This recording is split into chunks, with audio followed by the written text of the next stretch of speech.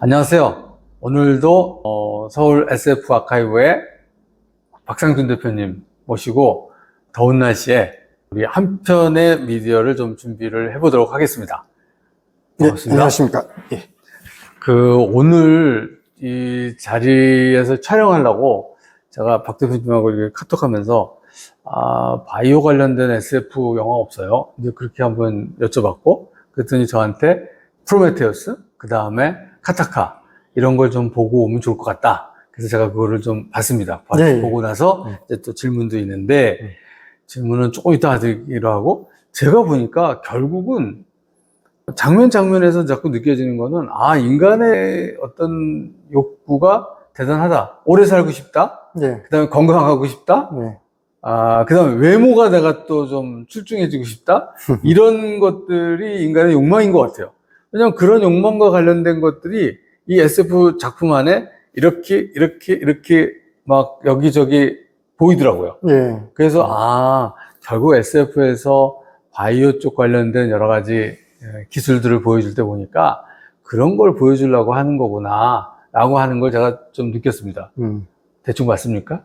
예. 뭐 사실 바이오, 의료 이런 주제에 아주 특화되어서 작품 전체가 이 주제에 완전히 이제 몰입이 된 그런 작품은 생각보다 그렇게 많지는 않은 것 같더라고요. 그래서 뭐 보셨던 작품 중에 프로메테우스라든가 엘리시움 같은 것들은 이제 영화에 나오는 이제 여러 장면들 중에서 어떤 이제 일부 설정들이 이제 프로메테우스에 나오는 100% 자동 수술 로봇이라든가 또는 엘리시움에 나오는 뭐 만능 메디컬 스캐너 내지 치료기 뭐 이런 정도로 이제 생각이 나서 이제 추천을 드렸던 거고, 가타카 같은 경우는 이제 조금 다른데 유전공학을 가지고서 미래에 이런 세상이 펼쳐질 수도 있지 않겠는가라는 거를 우리한테 이제 굉장히 좀 의미심장하게 제시하는 그런 작품이죠. 이게 가타카 같은 경우는 1997년에 나온 작품이고, 그 당시에는 아직 실현이 안 된 이제 유전자 맞춤 아기 기술을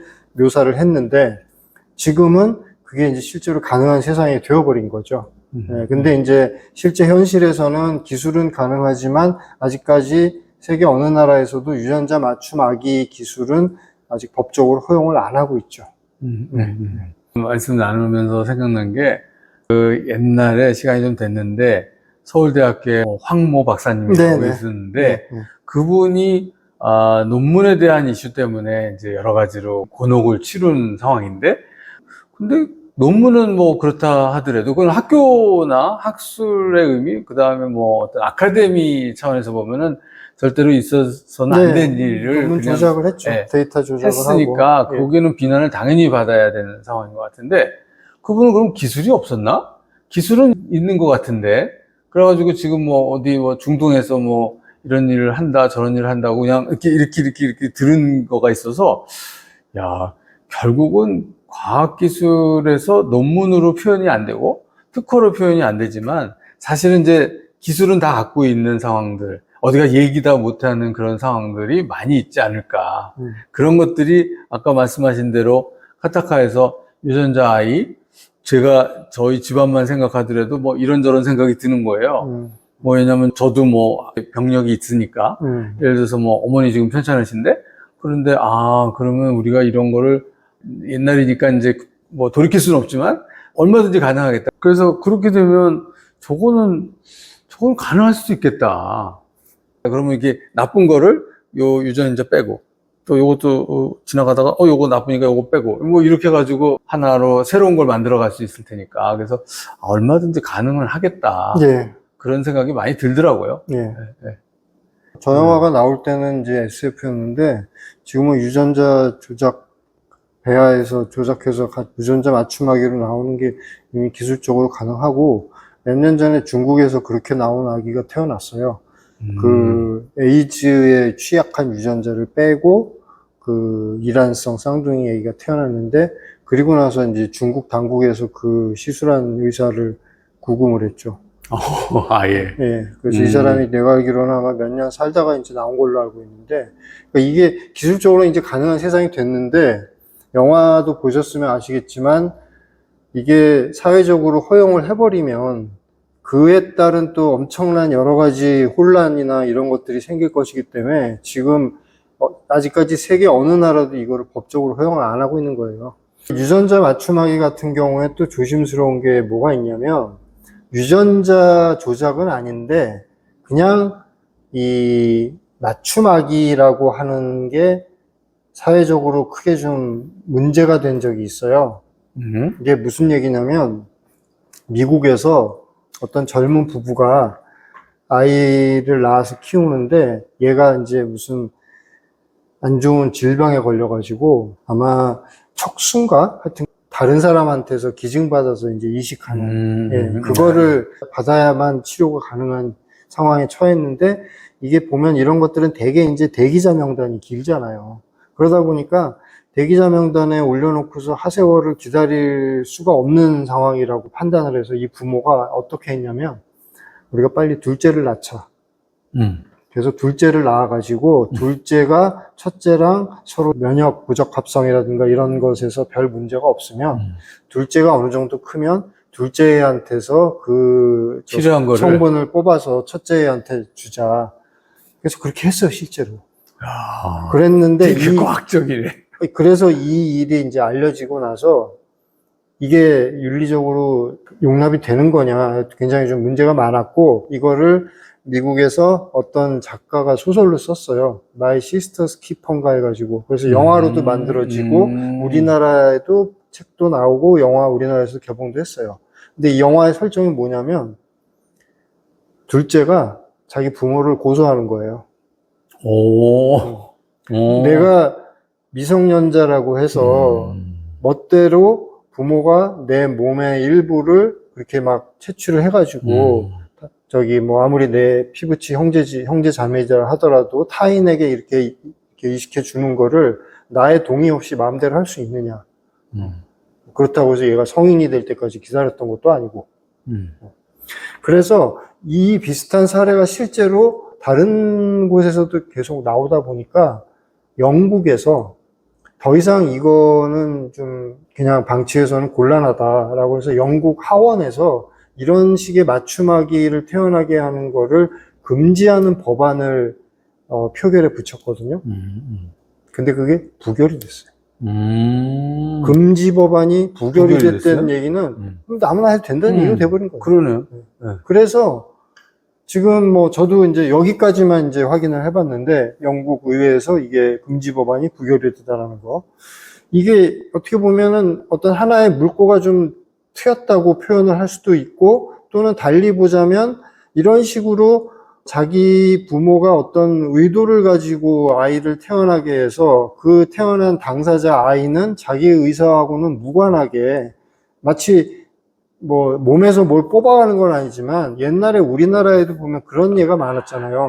딸이 태어나면 그 아들들은 뭐 대학 교육까지 다 시켜도 딸은 뭐 고등학교만 졸업한 다음에 뭐 취업하라고 해가지고 옛날에 여성의 권리가 낮을 때 네, 돈 벌어가지고 저기 오빠들은 다 저기 대학교 보내고 그러니까 뭐 어떻게 보면 그거하고 좀 비슷한 상황인 건데 이거는 어떻게 보면 더 좀 심각한 거죠. 직접적으로 사람 몸의 몸에 일부를 데미지를 주게 하는 거니까. 그래서 유전자 맞춤하기에 대해서 기술이 이미 이제는 가능함에도 불구하고 전 세계적으로 아직까지 어느 나라도 허용을 안 하는 이유가 이게 한번 아무리 이제 제한적으로 허용을 한다 하더라도 한번 허용을 하게 되면 이게 또 어떤 식으로 부작용이 막 금방 또 일파만파 퍼질지 알 수 없는 거거든요. 그래서 이게 사실은 세계 최초의 시험관 아기가 태어난 게 1978년 영국인데 1978년. 예. 네네. 시험관 아기가 이제 그 루이스 브라운이라는 여자였는데 그 뒤에 이제 결혼해서 아들 둘 낳고 지금도 잘 살고 있는 걸로 알고 있고 우리나라 최초의 시험관 아기는 1985년인가 이란성 쌍둥이로 태어났다고 알고 있어요. 남자 여자로. 85년이요? 예, 우리나라 최초의 시험관 아기. 그러면 이제 우리나라 이제 45 있잖아요. 그러네요. 그리고 지금 현재 우리나라는 전 세계적으로도 시험관 아기 시술 건수도 되게 많고. 우리는 굉장히 많은 것 같은데. 예, 그리고 뭐 성공률도 상대적으로 높은 높고. 나라 중에 하나거든요. 네. 시험관 아기라고 하는 게 아시다시피 사람 몸 안에서 정자하고 난자가 만나서 수정이 되어가지고 배아가 착상을 해서 가임기간 지나서 출산을 하는 과정으로 여태까지 호모사피엔스가 2세를 낳아왔는데 1만 년이 넘도록 그랬는데 1978년에 세계 최초로 시험관 아이가 태어났다? 이건 사람 몸 안에서 정자하고 난자를 밖으로 꺼내가지고 시험관에서 인공적으로 수정을 시킨 다음에 그렇게 생긴 배아를 다시 사람 몸 안에 집어넣어서 착상시켜가지고 가임기간 지난 다음에 태어나게 한 거거든요. 이거 어떻게 보면 이제 바깥 공기를 쐬는 거잖아요. 그러니까 뭐 이렇게 되는 과정에서 우리도 알지 못하는 사이에 무슨 뭐가 좀 오염이 된다거나 이래서 애가 돌연변이가 되거나 또는 태어나기는 잘 태어났지만 성장하는 과정에서 혹시 문제가 생기거나 이거에 대해서는 그 당시에 시험관하기 시술을 처음 했던, 그러니까 태어나게 했던 사람들도 전혀 알 수 없었던 거죠. 데이터가 없으니까, 선례가 없으니까. 그랬는데 다행히도 아직까지는 별 문제가 없는 걸로 보고 있죠. 이게 78년, 그러니까 70년대 중반 당시니까 가능했지, 지금 같으면 이거 어쩌면은 시도하는 게 굉장히 어려웠을 수 있어요. 사람을 대상으로 실험을 하는 거기 때문에. 근데 그때는 그렇게 해서 성공을 했고, 근데 지금 사실 생각해보면 그때도 한 번만에 성공은 못했을 거란 말이죠. 그렇죠, 그렇죠. 그래서 지금도 시험관하기 시술은 전 세계적으로 하고 있는데 우리나라도 많이 하고, 아마 들어보거나 하셨겠지만 시험관하기 시술 성공 가능성은 지금도 그러니까 절대적으로 보면 그렇게 높지가 않거든요. 그래서 몇 번씩 시술하고 그러잖아요. 그래갖고 그 과정에서 중간에 이제 유산이 되거나 또는 배아가 뭐가 잘 안 만들어지거나 이런 경우에 그 다음에 이제 성공하지 못할 가능성에 대비해서 배아를 보통 한 4개씩 만들어 놓거든요. 4개 만들어서 2개 착상시키고 2개는 냉동 보관했다가 얘네에다가 무사히 이제 태어나게 되면 냉동 보관하던 배아는 그냥 폐기 처분을 하는 경우가 많은데, 제가 방금 폐기 처분이라고 얘기했던 이거를 어떤 사람들은 살인이라고 봐요. 그렇죠. 생명이니까. 예. 신문 같은 데 보면은 종교인들이 특히 이제 그런 얘기를 많이 했어요. 우리가 이래도 되는 것인가? 우리가 이렇게 신의 영역을 신문에. 건드리는 거 아니냐? 신문뿐만 아니라 모든 언론 매체에서, 그러니까 외국에서도 그렇고 우리나라에서도 그렇고 저 가톨릭 같은 데서는 지금도 가급적 신자들한테 시험관하기 시술은 이제 권하지 않거든요. 그러니까 이거는 자연에서 정해준 윤리가 아니고 우리 인간들끼리 그냥 합의를 한 거잖아요. 맞아요. 이 과정에서 불가피하게 폐기되는 배아에 대해서는 우리가 살인이라고는 간주하지 않는 걸로 하자라고 그냥 우리끼리 합의하고 시험관하기 시술을 받아들인 거예요. 그래서 이게 뭐냐면 이 바이오 메디컬 공학 분야에서 뭔가 새로운 기술이 하나 나오는 거는 과학적으로 또 과학기술적으로 언제나 진행이 되고 있는 건데, 학계에서는 이게 사회적으로 그대로 계속 수용이 되느냐하고는 이건 또 다른 차원의 문제고, 이거를 우리가 수용을 했을 때 사회적으로 어떤 또 영향이 있는지, 시험관하기 시술도 사실은 그 과정에서 폐기 처분되는 배아들이 계속 나오기 때문에 지금 법적으로 산모의 연령이 몇 살이냐에 따라서 시험관하기 시술을 할 때 만들 수 있는 배아의 개수를 법적으로 정해놨어요. 무조건 막 만들 수 있는 게 아니에요. 왜 그렇게 규제를 하겠어요? 이게 윤리적으로 문제가 된다는 걸 우리도 알고 있기 때문에 그런 거거든요. 이런 문제들이 말씀하신 대로 계속 공개적으로 담론화하고 공론장에서 치열하게 논쟁을 해가지고 하나씩 우리가 어떤 최적의 사회적, 제도적 그 수용 솔루션을 계속 만들어 나가야 되는 거예요. 이게 참 어려운 얘기인 것 같습니다.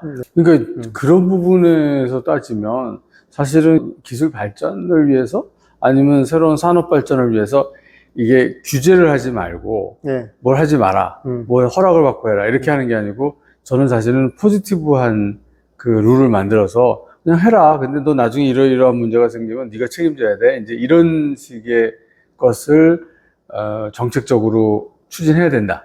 이런 얘기들 우리가 하는데, 그런 것들에서 지금 바이오 분야로 가니까 그거는 또 곤란하겠네. 그렇게 갔다가는 진짜 해놓고 나서 하지 말라는 게 없으니까 내가 했다 그러면 할 말이 없을 것 같고, 아까 중국에서 그런 사람 잡아갔다 그러면 잡아갈 근거가 없을 것 같은데, 그게 허가받지 않은 무슨 뭐 생명윤리, 실험윤리 뭐 이런 거가 뭐 있었겠죠. 그건 아마 중국뿐만 아니라 뭐 우리나라를 포함한 지금은 어느 나라든지 그게 있을 테고. 근데 마찬가지로 유전자 맞춤하기 기술도 저도 사실 길게 보면 언젠가는 이게 분명히 엄격한 관리, 통제, 규제, 제도, 뭐 법규 이런 걸로 이제 잘 하면서 사회적으로 이제 허용을 하는 수순으로 가지 않을까라고 생각을 하는데, 근데 이거 허용하게 되면 분명히 10중 8구도 아니야. 10중 90. 돈 있고 권력 있는 사람들이 자기 2세 태어날 때 우리 집안은 선천적으로 이런 유전성 질환을 가지고 있는데 그 유전자를 제거하고 태어나게 하겠다라고 하고서는 분명히 이제 의사한테 하는 김에 네, 머리도 좀 좋고 아니면 잘생기고 키도 크고 그렇게 좀 마사지 해달라고 그러면은 인류 역사에서 그런 일은 반드시 필연적으로 일어나거든요. 근데 한번 그렇게 시작이 되면 요즘 뭐 흑수저, 금수저 이거의 차원이 아니고 태어날 때부터 이미 그냥 생물 물리학적으로 금수저가 돼버리는 거죠. 대부분 그런 식으로 제가 볼 때는 빠르면 한 2세대 정도만 지나면 인류는 완전히 이렇게 돼버리는 거예요. 네. 그러니까 이걸 위험성을 아니까 이미 기술은 있지만 아직까지 전 세계 어느 국가도 이걸 허용을 안 하는 거지. 이게 된 게 헉슬리의 멋진 신세계예요. 그렇죠. 그렇죠. 지난주에도 어느 바이오 회사를 만났는데 그 회사에 있는 사람도 그런 비슷한 얘기를 하는 거예요. 이게 기술적으로는 웬만한 게 많이 됩니다. 이제 이렇게 표현을 웃으면서 하는데 지금 박 대표님 말씀하신 대로 뭐 그런 현상이 허락만 되면 되는데 거기서도 그 얘기 하더라고요. 저희들한테 제일 무서운 게 그 생명윤리위원회인가? 네. 거기서 얘기하는 게 제일 무섭다. 네. 거기서 만약에 잘못했다 그러면은 자기네는 그냥 다 접어야 되기 때문에 그렇죠. 항상 거기다 물어보고 확인받고 하는 그런 과정이 있고 그네들이 그 생명윤리위원회에서 우리를 계속 모니터링하고 있는 것에 대해서 불편하기도 하고 또 어떻게 보면 사회적으로 필요한 것 같다라고 이제 인정도 하는 그런 부분들을 지난주에 모 회사 대표, 모 회사 이사분을 만났는데 그런 얘기를 들었습니다.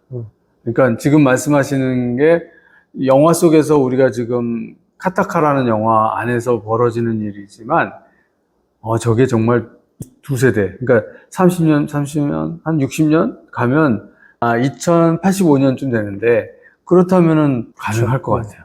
그래서 제가 볼 때는 지금 뭐 한창 AI라든가 무슨 뭐 양자 컴퓨터, 뭐 핵 융합 발전, 뭐 이런 에너지 솔루션으로서 그런 얘기들이 많이 나오고 있고 투자도 많이 되지만 이것들은 아직까지 기술적으로 가야 할 길이 사실 멀어요. 먼데 이 바이오 분야는 제가 볼 때는 밥상은 사실 다 차려져 있어요.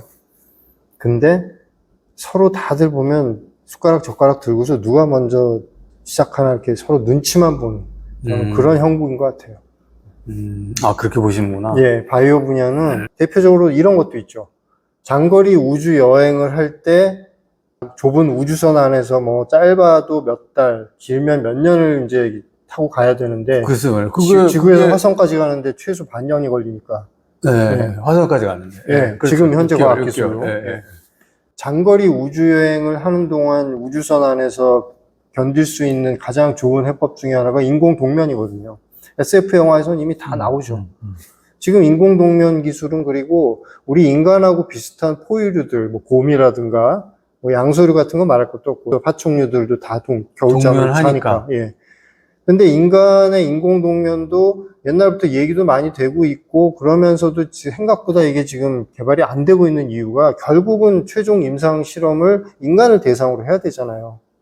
근데 겨울잠 동면 실험을 인간을 대상으로 했다가 만에 하나 실험 대상자가 못 깨어나고 영원히 잠들어 버리면 누가 책임져요?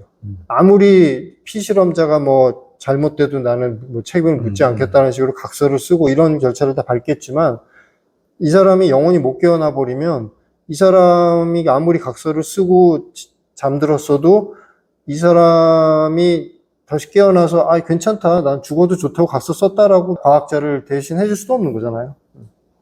그래서 이런 것 때문에 인간을 직접적으로 뭔가 이렇게 실험 대상으로 삼는 어떤 치명적인 그리고 굉장히 좀 뛰어넘는 과학 기술 이런 것들은 제가 볼 때는 이 과학 실험 윤리, 생명 윤리와 관련된 문제들 때문에 이거는 과학 밖에서 사회적 제도적으로 어떤 해법을 계속 모색을 할 수밖에 없는 거죠. 그래서 사실은 제가 이제 주장하는 것 중에 하나가 이런 얘기들을 그냥 가만히 누가 먼저 할 때까지 기다리지 말고 좀 담론화 시키자. 담론화 시켜서 아주 보수적인 차원에서 그럼 요까지는 해보자. 요까지는 하자. 뭐 그런 것들을 서로 얘기를 하고 동의가 되면 그래도 또 한 단계 더 먼저 나갈 수 있으니까. 그런 의미에서 보면은 그때 말씀해 주신 그 프로메테우스에서도 보니까 굉장히 먼 거리에 프로메테우스를 찾으러 우주여행을 하죠. 그 우주여행을 하는데 대부분 보니까 한 2년 잠자고 일어나거나 뭐 이렇게 잠자고 일어나는 상황을 만들더라고요. 그걸 만들고 났는데 재밌는 거는 동면하고 난 다음에 깨어나면 저런 현상이 생긴다고 어떻게 저거를 과학적으로 아이디어를 냈을까라고 하는 장면이 일어나자마자 구토를 막 하는 장면들이 막 나오거든요. 그래서 아니, 하긴 뭐 먹고서 잤으니까 뭘 구토한다는 것도 좀 이해가 되는데 아마 저런 현상이 있을 거라고 그래서 과학적으로 가설이 있으니까 저런 장면이 있지 않나 뭐 그런 생각도 해봤었어요. 예. 네. 그러니까 그 사회적인 담론화를 하고 그거를 이제 공론장에서 막 치열하게 찬반 논쟁을 하기 위해서 제일 먼저 이런 설정이나 이런 미래 기술 자체를 먼저 제시를 해줘야 되는 거잖아요. 화두를 던지는 거죠. 그러니까 기술은 있다. 네. 뭐 이렇게 예를 그러니까 들자면. 그거를 SF가 하는 거예요. 그래서 또 한 가지 이제 제가 좀 흥미롭게 보는 게 뭐가 있냐면 제임스 캐머런 감독의 조금 옛날 영화 중에 어비스라고 있어요. 어비스. 예. 그 깊은 바닷속 심해에 있는 기지에서 벌어지는 일인데 여기에 뭐가 나오냐면 심해. 그러니까 뭐 우리가 보통 잠수부들이 이렇게 산소통 메고 잠수할 수 있는 깊이가 이제 제한이 되잖아요. 네. 예. 근데 그거보다 더 깊이 내려가면 수압 때문에 우리 몸 안에 있는 폐가 이제 찌그러져 가지고 이게 이제 숨을 쉴 수가 없게 된다고 하거든요. 네, 그래서 찌그러지는 이유가 폐 속에는 이제 기체 상태의 공기가 들어가 있는 건데 이 물이 몸 바깥은 이제 액체 상태의 물이니까 이 수압 때문에 이게 점점 폐가 찌그러지는 거죠. 근데 만약에 폐 안에도 기체가 아니라 액체 상태의 공기가 있다면 그러면 이제 균형이 유지가 같은 되겠네. 액체 상태니까 유지가 되는 거죠. 근데 폐가 액체 상태면은 우리가 숨을 쉴 수가 있나? 숨을 못 쉰다고 이제 우리는 알고 있는데 제임스 캐머런 감독의 어비스에 보면은 붉은색이 도는 무슨 용액 같은 무슨 액체가 나와요. 그리고 그 액체가 호흡이 가능한 액체로 설정이 돼 있어요. 그러면서 영화 장면 중에 뭐가 나오냐면 이거 군대에서 아직 비공개된 어떤 이제 장비인데 숨 쉴 수 있는 액체라고 하면서 거기서 군인 한 명이 그 이제 시연을 하는데 생쥐 한 마리를 그 액체 용액 안에다가 담그고 뚜껑으로 꽉 눌러요. 못 나오게. 그럼 얘가 그 안에서 이제 버둥거리다가 익사할 거라고 그렇죠. 우리 생각을 하잖아요. 그렇죠. 그 폐 안에 들어가니까. 예. 그래서 얘가 쥐가 그 안에서 버둥거리고 하다가 나중에 시간이 조금 지나고 나니까 계속 살아서 호흡을 해요. 근데 이 장면이 특수효과나 무슨 특수 촬영이 아니라 실제 장면을 촬영한 거예요. 그래요? 예. 그러면 그게 있다는 그 거네? 용액이 있어요. 그 퍼플 플로르데칼린인가 하는 뭐 그런 용액인데 오. 예. 예. 근데 저도 이제 자세한 네. 정보는 모르지만 네. 이 용액 안에 그러니까 녹아 있는 산소의 농도가 우리가 기체 상태로 호흡하는 이 공기의 산소 농도하고 이제 비슷해가지고 이게 우리 몸 안에 들어가도 이제 뭐 처음에는 막 콜록거리고 막 그러겠죠. 그러지만 시간이 지나면 생쥐가 그렇게 호흡을 하면서 계속 그 안에서 생존하는 것처럼 인간도 가능할 맞아. 거라고 생각을 하지만 아직까지 제가 알기로는 전 세계 어디에서도 인간 실험으로 이 용액이 가능하다라고 이렇게 오픈한 데는 없거든요. 근데 제 생각에 분명히 미국을 포함한 뭐 몇몇 나라에서는 군용으로 아마 분명히 실험을 했을 것 같아요.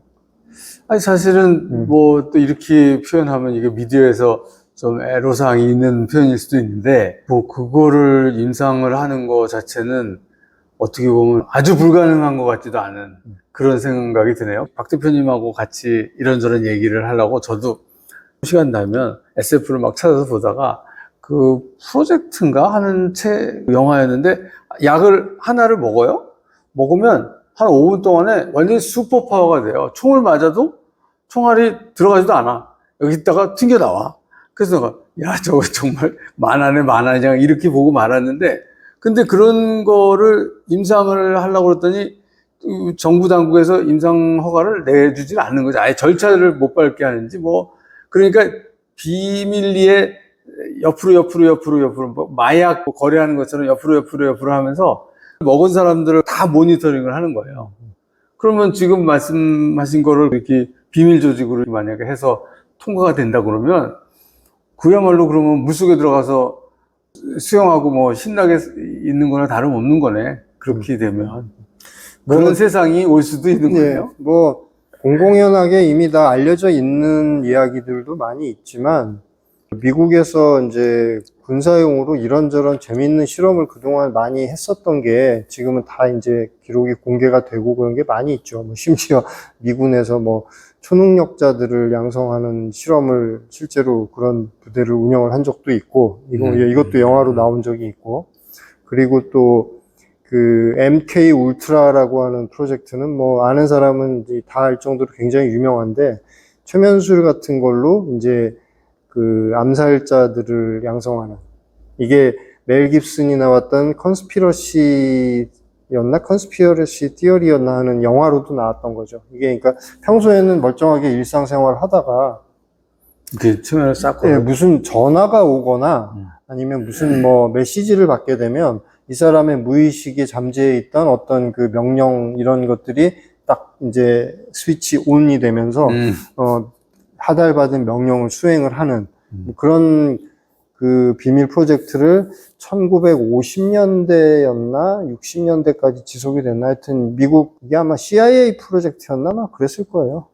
이런 게 다 있었죠. 뭐 미국도 그렇고 옛 소련도 그렇고 그런 식으로. 그리고 이제 맷 데이먼이 주연을 했던 본 시리즈 있잖아요. 본 시리즈. 그러니까 본 슈프리머시, 뭐 본 얼티메이텀, 본 아이덴티티, 뭐 이래가지고 본 시리즈라고 하는 특수요원이 주인공으로 나오는, 이거는 SF도 아니고 이제 스릴러 첩보 영화인데, 요 시리즈들 중에도 보면 맷 데이먼 말고 다른 배우가 주연을 한 것 중에 약물을 지속적으로 정기적으로 계속 먹게 만드는데, 그걸 먹으면 보통 사람들보다, 아까 말씀하신 이제 프로젝트라는 작품은 이제 약간 좀 비현실적인 거고요. 이 본 시리즈에서 지금 말씀드리는 이 설정에서는 정기적으로 무슨 약물 같은 걸 계속 먹게 만드는데, 그러면 이 사람이 운동신경이라든가 반사신경 속도, 근력 같은 게 보통 사람들보다 살짝 좀 이렇게 향상이 되는 거예요. 근데 그 살짝 향상되는 정도만으로도 이 사람이 뭔가 그 특수 임무를 수행하는 데에는 굉장히 도움이 되는 식으로. 그리고 이제 약물을 계속 먹으면서 이 사람 몸은 점점점 망가지고, 이 사람들은 먹으면서도 이게 정확하게 무슨 용도로 먹는 건지는 잘 안 가르쳐 줘가지고 그냥 먹으라니까 먹고, 그러다가 나중에 이제 주인공이 이것의 실상을 알게 된 뒤로는 이제 더 이상 복약을 거부하고, 뭐 그런 얘기가 또 나오죠. 그래서 우리 인간을 직접적인 임상 대상으로 삼는 여러 가지 바이오 엔지니어링 기술들이 예전에도 그렇고 지금도 그렇고 굉장히 많이 나와 있고, 앞으로도 사실 무궁무진하게 가능성은 많은데, 이게 지금은 20세기와는 달리 이 생명 윤리라든가 과학 윤리, 실험 윤리 같은 부분들이 굉장히 많이 좀 부각이 되어서, 그래서 지금은 그 분야가 굉장히 여러 가지로 조심스러운 면이 있는 거죠. 참, 그 카타카에 보면 그런 장면이 있거든요. 그 주인공이 키가 좀 더 커졌으면 좋겠어. 근데 뭐, 글쎄, 제 기억에 한 5cm 정도 컸으면 좋겠는데, 5cm를 키울 수 있는 방법이 없는 거예요. 5cm면 이만큼인데? 그러니까 그 장면은 보여주지 않는데, 예를 들어서 이제 수술을 한 것 같아. 왜냐하면 얘기하자마자 조금 있다가 보니까 엎드려 있던가 누워가지고 다리에다가 이렇게 무슨 뭐 깁스 예, 예, 예. 했던 그런 네. 장면 기억이 나거든요. 네. 그러니까 분명히 5cm인가를 갖다 붙인 것 같아요. 이런 식으로. 예, 예, 예. 그러니까 그러면 그게 예를 들자면 그 상상이지만 잘라가지고 뭔가를 그 뼈 대신에 뭐 티타늄이 됐든 뭘 집어넣고 뭐 그 다음에 또 다시 또 어떤 식으로 이어넣고 그 다음에 피부는 또 어떤 식으로 또 했고 뭐 이게 가능하니까 그냥 그거를 그냥 했더라고요. 그래서 그렇죠. 요새 성장 호르몬 먹인다고 뭐 광고 나오고 막 이러는데 야 성장 호르몬이 아니고 여차해서 만약에 허락만 되면은 아니 그럼 뭐 한 3cm 키우고 싶어? 그럼 3cm 더 키워주고 5cm 키우고 싶어? 5cm 키워주고 뭐 10cm까지는 될지 안 될지 모르겠는데 어쨌든 그런 식으로 하는 의료 행위 네. 이런 것들도 의료 행위라고 그래야 되나? 그거 뭐 미용 행위라고 그래야 될지 모르겠는데 근데 그 뭐 5cm 이상 10cm까지는 아마 불가능한 걸로 알고 있지만 하여튼 몇 cm 키를 이렇게 인공적으로 늘리는 거는 뼈에다가 아마 무슨 시술을 안 하는 건 지금도 제가 알기로는 가능해요. 지금도 가능하고 피시술자 동의만 얻으면 부모, 미성년자일 경우에 지금도 저는 그건 합법적으로도 가능한 걸로 알고 있습니다. 참 대단한 기술인 것 같아요. 결국은 사회에서 이걸 얼마나 받아줄 거냐 하는 이슈가 계속 네. 남아 있는 거죠. 네. 박 대표님하고 우리가 촬영을 잠깐 하려고 그러면 제가 미리 무슨 영화를 볼까요? 그래가지고 이제 영화를 주시는데 그 엘리시움이라는 영화 전번에도 한번 설명을 해주셨는데 거기는 보니까 어떤 내가 몸을 갖다 거기다 집어넣으면 얘가 그냥 뭐 온갖 종류의 병이나 뭐 하여튼 가능성이 있는 여러 가지 나쁜 것들 그런 것들을 전부 다 진단해주는 네. 그런 장비도 네. 나오더라고요. 네. 그러다가 진단하고 야, 저거 심지어 필요하겠다. 시술까지도 하죠. 저거 정말 필요하겠다. 우리 가면은 지금도 뭐 건강검진센터 가면 뭐 조사할 때마다 이 방 들렸다가 저 방 들렸다가 뭐 그 다음에 어디 가서는 또 뭐 조형물도 맞고서 또 누워 있다가 어떻게 하는 거를 다 해야 되는데 거기는 그냥 그 침대 위에 올라가서 위에 덮개를 딱 하고 나면은 모든 게 그냥 디스플레이가 딱 되면서 예. 그 안에서 그냥 다 예. 검진이 되더라고요. 네. 그냥 뭔가 한번 몸을 쫙 스캔만 하면은 예, 그 생체에 대한 모든 데이터들이 바로 나오고 그걸 바로 분석해가지고 뭐 무슨 증상이 있다 또는 뭐 병이 있다 그리고 뭐 심지어는 그리고 나서 뭐 그 자리에서 바로 시술까지. 그거는 프로메테우스에 보니까 예. 외과 그러니까 수술을 그냥 로봇이 하더라고요. 네. 그러니까 순서대로 하는데 야 저기다가 대고서 이렇게 그냥 누워 있으면은 저게 수술이 돼주면 편할 거는 같은데 겁도 많이 나겠다. 저게 익숙해지지 않으면 예. 지금은 아이 우리 의사 선생님들한테 부탁하고서 아이 이분은 뭐 그걸 많이 해봤으니까 우리가 이미 인지된 상태에서 들어가는데 아니 로봇한테 그걸 맡겨서 하라고 그러면 아마 내가 보기에 처음에는 하려는 분이 별로 없을 것 같아요. 예, 예. 네, 근데 사실 의료 로봇도 지금 이미 그 의료 현장에서 쓰이고는 있지만 그건 반드시 오퍼레이터가 이제 의사가 하는 거죠. 예, 조작을 하는 거죠. 예. 오퍼레이션 하는 거죠. 근데 네. 지금 뭐 프로메테우스나 또는 그 밖에 SF 영화에 나오는 여러 가지 메디컬 장비들 보면은 100% AI가 그냥 다 진단하고 그 자리에서 뭐 시술도 하고 필요하면 막 수술도 하고 그러죠.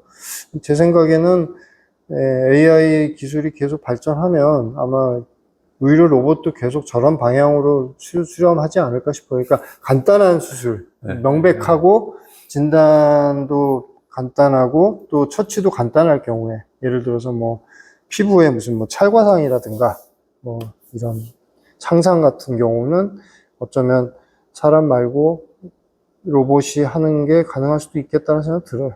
멀지 않은 미래에. 이게 좀 우리가 상상을 조금 더 해보면 요새 뭐 이제 이 의료대란 때문에 이게 난리인데 이거에 대한 뭐 잘잘못 누가 잘못했다 누가 잘했다 그거를 우리가 따지기 전에 그냥 상상을 조금 해보면 그럼 어떤 것들은 일부 이런 것들이 다 가능한 거를 의사를 통해서 하지 말고 이렇게 할 수 있다라는 기술도 좀 다 보여주고 그 다음에 기술의 결과로 다른 사람들이 다 그게 만약에 숙지가 되면 그럼 의사 더 늘리지 말고 그럼 이 방법으로 해보자 뭐라는 거를 그냥 이렇게 담론으로 서로 같이 얘기를 해볼 수 있는 그런 상황도 전 와야 되는 거 아닌가. 이거를 지금 뭐 난리가 났는데 아니 의사는 의사대로 보면은 안타깝고 뭐 정부는 정부대로 뭘 좀 해보려고 그러는데 잘 안 되고 환자만 지금 아주 속을 끓이고 있는 상황인데 이런 상황이 빨리 해결이 돼야 되지만 오래가지 말아야 되지만 또 한편으로는 제가 이 미디어에서 주장하는 게 자꾸 담론화하자. 이제는 일반인들이 기술을 많이 알아야 된다. 왜냐면 모르니까 겁내하고 모르니까 선택을 안 하는데 어떤 거는 야 그럼 그 정도까지만 하면 그럼 나는 저걸 선택하겠다 라는 판단을 하려고 그러면 사실은 알아야 되는 거거든요.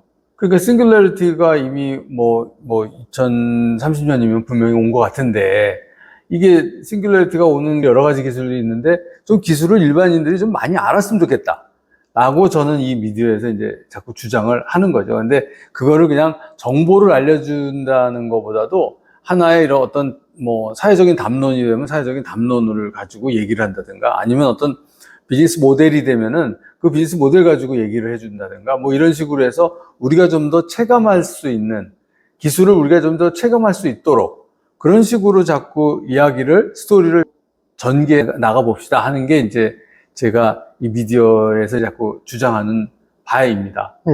네, 네. 어쨌든 지금 말씀하신 그 우리 SF 영화를 가지고 처음에 시작할 때 이게 너무 디스토피아가 많아가지고 하여튼 이게 좀 불안하다 그런 말씀을 제가 시작을 했더니 아까 이제 디스토피아가 있는 거는 자꾸 우리를 성찰하게 만들고 저런 미래를 만들지 말자라는 뜻으로 SF가 만들어진 거 아니냐. 아까 우리 같이 얘기해 준 거 중에 자본이나 기업들의 얘기하고 문화예술하고 비교를 이렇게 좀 해가면서 잠깐 설명을 해 주실래요? 뭐 비전이라든가 한쪽은 이런 거고 한쪽은 이런 거고 뭐 이런 것들 아까 좋게 설명을 잘 들었는데 그 SF 영화나 또는 뭐 SF 소설들을 보면은 미래를 좀 암울하게 그린 디스토피아적인 작품들이 많죠. 굉장히 많단 말이에요. 그래서 저도 가끔 이제 그런 질문을 들어요. 왜 SF 작가들은 다 이렇게 미래를 비관적으로 보냐. 근데 저는 그게 SF 작가나 영화 감독들이 정말로 다들 미래에 대해서 비관적인 생각이나 전망을 갖고 있어서 그렇다라기보다는 오히려 미래를 그렇게 좀 암울하게 봄으로 해서 그런 걸 통해서 현실에 우리가 좀 뭔가 좀 반성할 점은 없는지, 성찰해야 될 점은 없는지, 맞게 지금 가고 있는 건지, 특히 SF는 이제 새로운 과학기술이라고 하는 이게 늘 같이 엮여서 생각이 되는 거니까. 근데 우리가 사회를 이렇게 이제 일상을 살면서 보면 새로운 과학기술로 인해서 우리가 얼마나 더 풍요롭고 살기 편해질 건지를 이렇게 낙관적이고 유토피아적인 전망으로 얘기를 하는 거는 우리가 늘상 접하거든요. 기업이라든가 또 정치인이라든가 또는 뭐 이런 뭐 자본가들. 근데 지난 역사를 보면 항상 그렇게 유토피아적으로만 흐르지는 않았단 말이에요.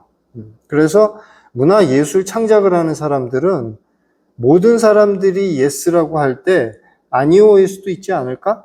라고 생각을 해서 새로운 과학기술이나 어떤 사회의 변화가 우리에게 끼칠 어떤 미래의 부정적인 가능성들, 미래의 어떤 암울한 시나리오, 이런 것들을 미리 제시를 해줘가지고 우리로 하여금 현실에서도 조금은 더 성찰적으로 이런 것들에 대한 어떤 태도를 좀 균형을 가지도록 이렇게 이제 좀 유도를 한다라고 저는 생각을 해요. 그래서 20세기 전반기에는 유럽이나 이 서양 사람들을 필두로 해서 과학기술이 우리 인류에게 장밋빛 유토피아를 안겨다 줄 것이다 라고 하는 그런 어떤 과학기술적 낙관주의, 이런 게 완전히 이제 세상을 지배하고 있었는데, 모든 사람들이 그렇게 과학기술에 대해서 낙관적인 생각만을 할 때 아닐 수도 있지 않나?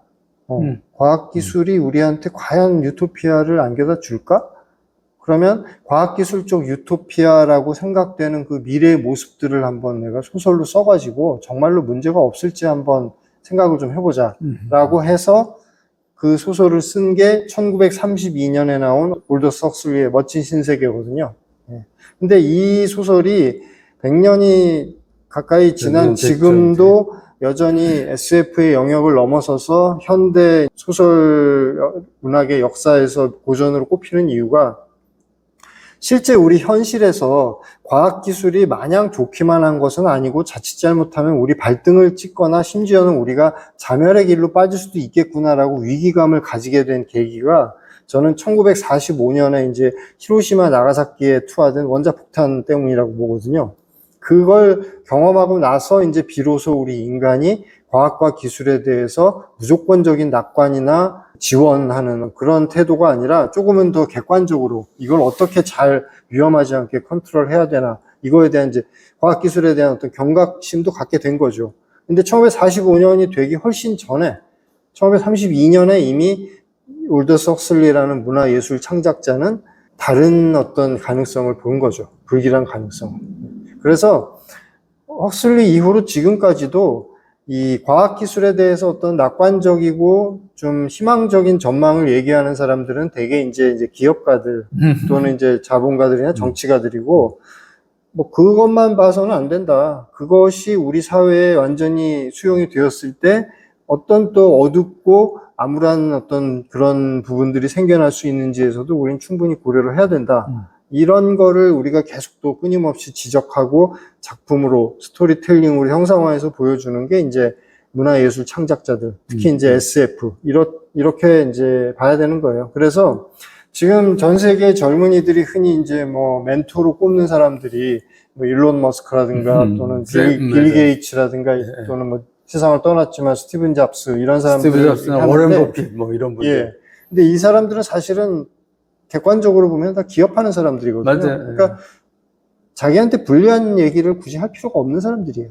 다들 자기가 하는 사업이 어떤 미래 희망과 낙관적인 미래 유토피아적인 세계상을 이제 창출할 수 있을지 그런 비전들만 얘기를 하는 사람들이고, 오히려 이제 지금은 세상을 떠났지만 20세기의 가장 위대한 미래학자라고 얘기하는 이제 엘빈 토플러 같은 사람들이 저는 오히려 더 정말 객관적이고 중립적으로 여러 가지 이 저울의 양쪽 면을 다 감안하면서 객관적으로 미래 비전을 이제 모색을 했던 사람이죠. 그래서 저는 그 21세기에도 뭐 빌 게이츠나 일론 머스크 같은 사람들 뿐만 아니라 미래학자 또는 뭐 사회학자 또는 뭐 인류학자 이런 사람들이 뭔가 좀 더 학자적으로 객관적이고 냉철한 시야를 가지고 우리의 미래를 다각도로 전망하는 그런 사람들의 생각들을 우리가 또 많이 좀 살펴봐야 된다라고 저는 생각을 합니다.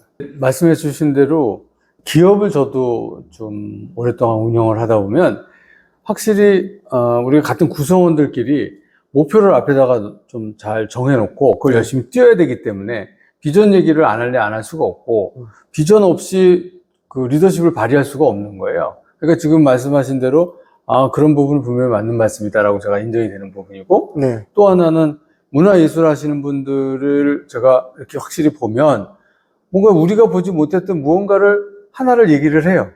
또 다른 뭘 또 하나 이거를 얘기를 하는데 저기서도 굉장히 좋은 인사이트를 제가 얻을 수 있겠더라고요. 예. 그렇기 때문에 그분들의 이야기도 또 이렇게 귀담아 들을 수밖에 없는 상황이 되는 거예요.